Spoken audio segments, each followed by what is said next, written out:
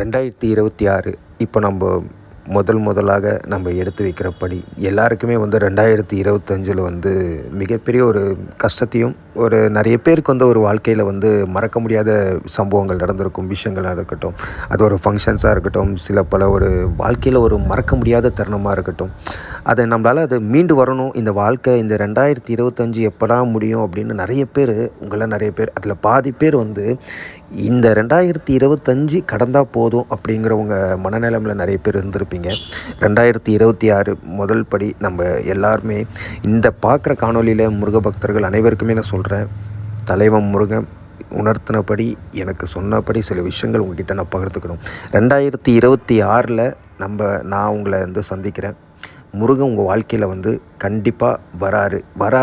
எப்படி வராரு அப்படின்னு சொல்லி பார்த்தீங்கன்னா, இந்த 2026 நீங்கள் ஒவ்வொரு முருக பக்தர்களும் புதுசாக நீங்கள் பிறப்பெடுத்து இந்த உலகத்துக்கு நீங்கள் வந்திருக்கீங்க.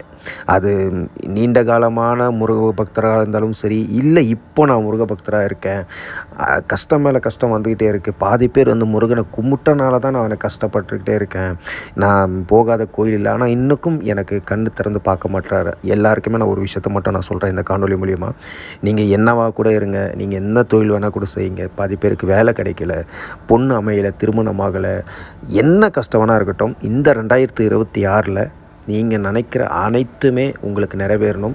அதுவும் இல்லாமல் இந்த தைப்பூசம் வரப்போகுது. February 1 வரை தைப்பூசம் வரப்போகுது. 48 நாள் விரதத்தில் இருப்பீங்க, நானும் இருக்கேன். இந்த விரதத்தில் இருந்து நான் பண்ணுற ஒவ்வொரு பூஜையும் அது எனக்கு நிறைய பேர் எனக்கு கால் பண்ணி பேசி உங்களோட பர்சனல் விஷயத்தை எனக்கு சொல்லியிருப்பீங்க. என்கிட்ட பேசுகிறவங்களும் சரி, பேசாதவங்களும் சரி, உங்களோட அனைத்து பிரச்சனைகளுக்கும் நான் முருகன்கிட்ட கேட்டது அது மட்டும்தான். இந்த தைப்பூச விரதத்தில் நான் கேட்டிருக்கிறது அது மட்டும்தான். என்கிட்ட பேசி அவங்களோட கஷ்டத்தை சொன்னவங்க அது என்னோடய கஷ்டமாக ஏற்றுக்கிட்டு முருகன்கிட்ட அதை சமர்ப்பணம் பண்ணி, இந்த வாழ்க்கை முருகா இவங்க இவ்வளோ கஷ்டப்பட்டிருக்காங்க, இந்த வாழ்க்கையில் அவங்களுக்கு ஒரு பிரகாசமான ஒரு ஒளியாக நீங்கள் இருக்கணும், என்ன கஷ்டப்பட்டாலும் சரி அந்த கஷ்டத்துலேருந்து அவங்களுக்கு ஒரு வழியை மட்டும் கொடுக்கணும். இந்த வழியில் இந்த பாதையை நீங்கள் காட்டினீங்கன்னா, அந்த பாதையில் அவங்க போனாங்கன்னா, ஏண்டா நான் முருக பக்தன் ஆனேன் அப்படின்னு யோசிக்கக்கூடாது. முருகா, நீ என் வாழ்க்கையில் நீ முதல் படியாக நீ இருக்க, உன்னால் தான் எனக்கு இந்த வாழ்க்கை மாறிச்சுன்னு நான் சொன்னால் மட்டும் பத்தாது, இதில் ஒவ்வொரு முருக பக்தர்களும் சொல்வீங்க. இதுக்கான விஷயத்தை நம்ம தலைவன் முருகப்பெருமான் கண்டிப்பாக கொடுப்பாரு.